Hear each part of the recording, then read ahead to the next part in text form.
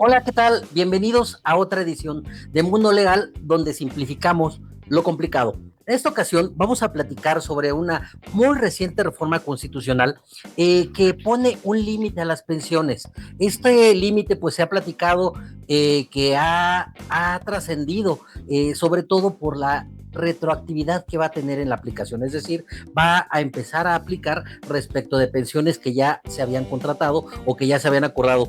Para esto tenemos a un invitado habitual aquí en nuestro programa, que es el doctor Segundo García Hinojos. Bienvenido, doctor. Muchas gracias, don Alberto, muy amable, muy buenas tardes. Les platico un poco de nuestro invitado, digo, ya lo hemos tenido, pero él es licenciado en Derecho, es especialista en relaciones laborales, maestro en Derecho Laboral, doctor en Derecho Laboral, también ha sido catedrático durante ya bastantes años, autor de distintos libros y artículos, y además es director y fundador en el despacho Segundo García Abogados. Bienvenido, doctor. Pues vamos a empezar con las preguntas. Platíquenos en qué consiste esta reforma, de qué se trata la reforma constitucional. ¿Cómo no? La reforma constitucional se trata en esencia de topar el importe de las pensiones de aquellos trabajadores que pertenecen a empresas públicas.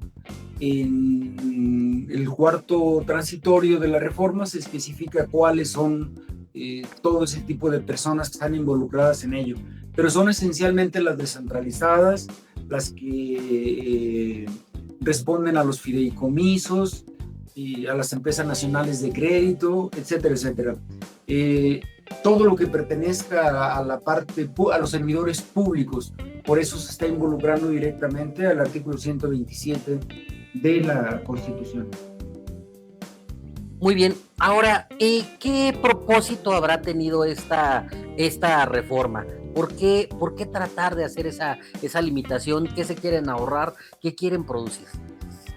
Fíjese que la finalidad fundamental, de acuerdo a lo que dice la presidenta, es ahorrar un poquito y mandando un mensaje de austeridad, que la población tenga la sensación de que va a tener una igualdad, una equidad, principalmente en el aspecto de pensiones. Por eso le llaman la ley de la pensión dorada, ¿verdad? Porque están recortándole las pensiones a todos aquellos que ganan cantidades más allá de lo que señala la ley, que es el 50%, sin razón alguna, desde luego, de la persona que ejerza el poder ejecutivo. Bien, ahora, realmente podrá tener una trascendencia. Hablábamos de que se espera ahorrar 5,000 millones de pesos anuales. ¿Esto va a salvar al país? ¿Va a hacer una diferencia en las finanzas públicas? Muy buena pregunta, maestro. En realidad, en ese sentido, es lo más absurdo que exista, porque 5,000 millones de pesos equivale a menos cantidad de aquella que se destina a educación, por ejemplo, a salud, a infraestructura. Es decir, es una cantidad mínima comparado con lo que debe dedicarse a pensiones y lo que tienen otro tipo de gastos e ingresos en la República, que equivale a 12.1 billones de pesos. Entonces imagínense lo que son 5,000 millones en relación con 12.1 billón, no va a servir absolutamente para nada. ¿Y por qué? Es muy simple la explicación. Porque las personas que ganan esa cantidad de 1 millón de pesos, por ejemplo, mensual, son aquellas personas que ganan, aquellas personas que pertenecen a un núcleo muy reducido. Son muy pocos los pensionados que tienen acceso a eso, entonces realmente no va a tener ningún significado, no tiene ningún colorido, es más el impacto que se pretende causar con ello. Bien, ahora entiendo que esto va a afectar principalmente pues a las empresas públicas, fideicomisos, en general las pensiones financiadas por el Estado, pero no todas, ¿no? Porque hay una restricción respecto de las Fuerzas Armadas, por ejemplo, y también hay una reserva de los saberes para el retiro. Vamos a empezar. Las Fuerzas Armadas, ¿por qué será o cuál será el propósito de que no se hayan tocado en este tipo en esta reforma? Porque son intocables, simplemente, maestro. La respuesta creo que es muy sencillo, ¿verdad? Recuerde que desde el año pasado los militares lo eran todo y actualmente los militares siguen siéndolo todo. Es decir, hasta limpian el aeropuerto y manejan los aviones y los compran y están en las aduanas y están haciendo todo. Es un acto de preferencia muy, digamos, muy adulador para ellos, para seguir conservando mucho la armonía que debe haber entre unos y otros. Hay una identificación total entre la milicia y el gobierno. Y ahora también hay otra parte dentro de los transitorios de la reforma que establece que no se tocarán los saberes para el retiro. Para empezar, ¿nos puede platicar qué son los saberes para el retiro? Sí, cómo no. Son dos los supuestos en cuanto a los saberes que excluye la ley. Las exclusiones son en relación con los saberes que pueda realizar. Los saberes son ahorros propiamente que se van acumulando con el tiempo. Y obviamente, siendo de naturaleza privada, pues es ilógico que se les pueda gravar por parte del gobierno y que se les pueda quitar, porque sería un robo descarado. Entonces, por eso se habla tanto de los saberes que realicen los particulares como los saberes que realizan los sindicatos, que es lo que se dice en otra fracción, ¿verdad? Equivale exactamente a lo mismo, nada más que sería en el aspecto colectivo. Todo eso viene contemplado en nuestro artículo 4 constitucional, que es el artículo de los sueños, ¿verdad? El mejor artículo, el más bonito de todas las constituciones del mundo y el más irreal, porque ahí nos dicen que tenemos todos los derechos habidos y por haber, y cuando nosotros los buscamos no encontramos ninguno, ya fácticamente, materialmente. No existen esos derechos, sino simplemente en el enunciado de ese precepto cuarto. Bien, tenemos ahora una cuestión interesante dentro de esta reforma, porque bueno, pensamos tal vez, ¿no? Las futuras pensiones, las que se contraten, pues podrán tener que estar sometidas a una normatividad pues aplicable al momento en el que se generen. Pero, ¿qué pasa con las anteriores, que es posiblemente lo más escandaloso? Hay una retroactividad respecto de algo que la Constitución dice que no debe de aplicarse retroactivamente. ¿Cómo funciona? ¿Hay un choque ahí entre dos artículos? Hay un choque, hay una colisión frontal en relación con lo que contempla la Constitución en su artículo 14 constitucional y comparado en relación con el primero constitucional, también con lo de la supremacía constitucional y también con el 127 y desde luego el 123. Ese es el que realmente nos habla del derecho humano en relación con este tema que estamos viendo de pensiones, porque el 127 se ha enfocado como, ya lo decíamos, los ingresos de los servidores públicos, pero resulta que las pensiones y todos los derechos humanos laborales vienen contemplados en el 123 constitucional.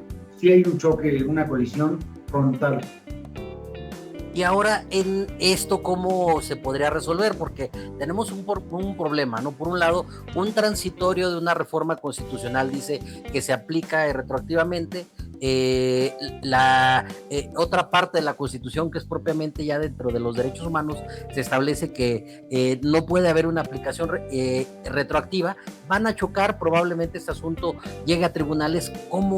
¿Cómo se podría o bueno, tal vez el pensar cómo se va a resolver no obedece a cuestiones jurídicas, pero atendiendo a cómo correctamente se debería de resolver, ¿qué debería de prevalecer?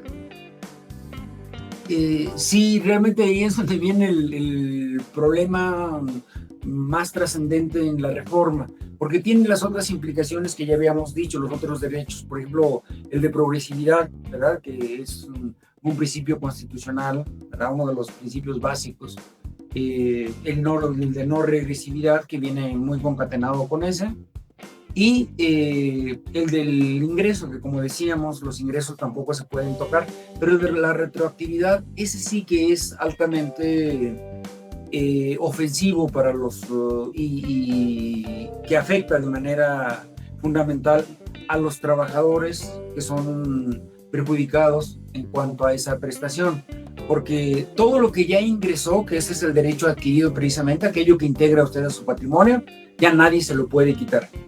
Y para quitárselo, los grandes tratadistas constitucionales dicen que tendría que haber una motivación especial, porque se dice en alguna parte que un artículo constitucional no es retroactivo, sino que debe aplicarse en el momento en que se crea y se integra a la Constitución. Pero esto en realidad no es así, porque sí es retroactivo cuando le afectan a usted lo que ya ingresó a su patrimonio. ¿Y esta reforma generará alguna afectación o alguna violación a tratados internacionales? Sí, definitivamente, principalmente el Convenio de Viena, que como usted sabe perfectamente, ya México ha resuelto 3 asuntos, de México se han resuelto 3 asuntos por parte de la Corte Interamericana. El de campo algodonero fue primero y los últimos fueron de índole penal también, porque el otro de hecho también tenía relación con lo penal, que es lo que yo he sostenido a lo largo de las entrevistas que he tenido, en relación con que la Corte se ha ocupado, la Interamericana, más del aspecto penal que del otro ámbito. Y este es un ámbito que no arriba digamos, no arriba realmente a lo penal, sino exclusivamente a lo laboral en todo caso, a lo salarial. Y yo creo que sí nos deja en un gravísimo problema y con muy pocas posibilidades de éxito. Bien, vamos a ir a un corte y enseguida estamos de regreso en Mundo Legal, donde simplificamos lo complicado. Renta, la evolución del arrendamiento seguro. En los arrendamientos, la confianza no es suficiente. Se necesita certeza. Renda ofrece protección real para los propietarios y agilidad para los asesores inmobiliarios. Somos la única garantía que opera exclusivamente a través de profesionales inmobiliarios, asegurando un proceso impecable. No te conformes con menos. Visita www.renda.soy. Renda, la evolución del arrendamiento seguro. Bienvenidos de regreso a Mundo Legal. Vamos a seguir platicando. Estamos tocando el tema de la violación a tratados internacionales. Ahora esto, pues, en algún momento, ¿no? Se ha establecido, se ha dejado muy claro que los tratados internacionales en materia de derechos humanos y la Constitución tienen un mismo nivel. Pero aquí, doctor, ¿esta reforma considera que podría implicar una restricción a un derecho humano? Sí, desde luego que sí. ¿Y cuál es el derecho humano principalmente afectado ahí en este caso? Decíamos, recuerde usted, que el 127 está chocando con el 123, y mientras el 127 sí puede aplicarse y modificarse, restringirse tal vez en aras de una austeridad, que es lo que pregona la presidenta, austeridad republicana, ¿verdad? Pero el 123 es un derecho humano auténtico, es la seguridad social. Imagínese usted que con el paso del tiempo, si tiene 30 o 40 años trabajando usted, y lo hace con base en un proyecto de vida para su familia, por ejemplo, para sus hijos, para su esposa, y de pronto ya no puede disfrutar de ello cuando usted lo generó, creo que es prácticamente un robo, o es un asalto lo que le están haciendo a usted de esa manera, porque ya no le dejan posibilidades de recuperar algo que es únicamente de usted. Y en todo caso, ¿qué prevalecería? ¿Lo que diga un tratado internacional o lo que diga la Constitución? Aquí viene el problema. Obviamente, desde el punto de vista teórico, es lo que diga un tratado internacional. Y fíjese bien que digo desde un punto de vista teórico, porque el problema es lo que tenemos nosotros en la práctica en nuestro país. Es decir, esas resoluciones de las que ya hemos hablado no han podido ejecutarse. Yo recuerdo cuando le preguntaron al presidente del Senado qué pasaba con las decisiones de la Corte Interamericana en relación con la prisión oficiosa y el arraigo. Porque recuerde que ordenó modificar esos preceptos de la Constitución que lo contemplaban, declarándolos inconvencionales. Y él dijo, ¿cuál Corte Interamericana? ¿Qué hay Corte Interamericana? ¿Y de qué sentencias me están hablando? ¿Cómo veo esto entonces, maestro? Pues como algo de imposibilidad de implementación. Es decir, tiene usted aparentemente los recursos legales para poder atacarla, pero no tiene la posibilidad de transformarla en eficaz. Bien, entonces ahora en función de los medios de defensa tenemos una expectativa pues a lo mejor un tanto oscura, muy mala, o ¿cómo vería usted qué medios de defensa podríamos tener quienes tuvieran una afectación? Fíjese que los únicos dos medios que hay en nuestro sistema legal es uno a través de un control constitucional, que es a través del amparo indirecto, y el otro atacándolo a través del amparo.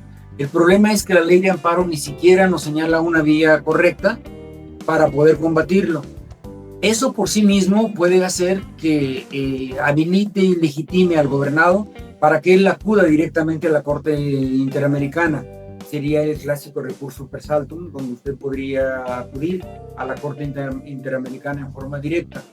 Pero le reitero, si lo vemos con frialdad y lo vemos realmente entendiendo perfectamente lo que esperamos nosotros de nuestros actos, de nuestras iniciativas legales, de nuestros recursos, cómo lo estamos utilizando, recursos legales hablo yo, pues en realidad sí es muy pesimista el panorama que se espera como resultado final. Y ahora, pensando que va a haber una aplicación, hay otro tema también un tanto confuso en esto, porque la reforma dice que será el máximo de lo que perciba la presidenta, bueno, en este caso la presidenta de la República, pero ¿a qué se referirá esto? ¿A ingresos brutos sumados con todas las prestaciones, a solamente el salario base, o cómo considera usted que tendría que aplicarse? De acuerdo a lo contemplado en la iniciativa, se está hablando de 70,000 pesos como una cifra ya más o menos ubicable. Usted y yo sabemos perfectamente, y todos los que nos están viendo y escuchando, pues saben que no es cierto. Un presidente es imposible que gane 140,000 pesos mensuales. Digo, la verdad es que el salario integrado da como para 20 o 100 veces más, ¿no? Ya ve que se pueden comprar todo lo que quieran sin ningún problema. Pero los pensionados, ellos sí salen perjudicados en ese sentido y no pueden ganar más de esa cantidad, lo cual es absolutamente atentatorio a sus derechos humanos. Bien, y ahora, pues esto, ¿qué nos deja para un futuro? Porque bueno, entiendo, la primera ocasión en la que una reforma constitucional ordena que se aplique de manera retroactiva hacia cuestiones que ya habían sido pactadas, hacia derechos adquiridos o inclusive, ¿no?, planes de vida que ya habían sido aparentemente logrados. ¿Qué considera que nos puede esperar en relación a esta reforma? Pues simplemente nos espera un abismo profundo y oscuro, ¿verdad? Y no es una canción, porque creo que la canción dice algo diferente, pero sí recuerda la lamparita que traía el protagonista de una de las obras de Nietzsche, así hablaba Zaratustra, en donde decía, Dios ha muerto, y pregonaba a todo el mundo, Dios ha muerto, Dios ha muerto. Creo que nosotros podemos, imitándolo, decir, nuestro derecho ha muerto. Nuestro derecho constitucional en esencia, porque todavía pequeñas cosas creo que pueden avanzar, aún estando con la composición que tenemos actualmente, pero a un nivel del que estamos analizando ahorita, definitivamente no se ve ninguna posibilidad. Bien, pues esto es lo que tenemos, esta es la opinión de nuestro invitado de hoy, doctor Segundo. Como siempre, le agradezco mucho haber estado con nosotros, compartirnos su visión sobre este tema, y pues nos vemos en la próxima edición de Mundo Legal, donde simplificamos lo complicado.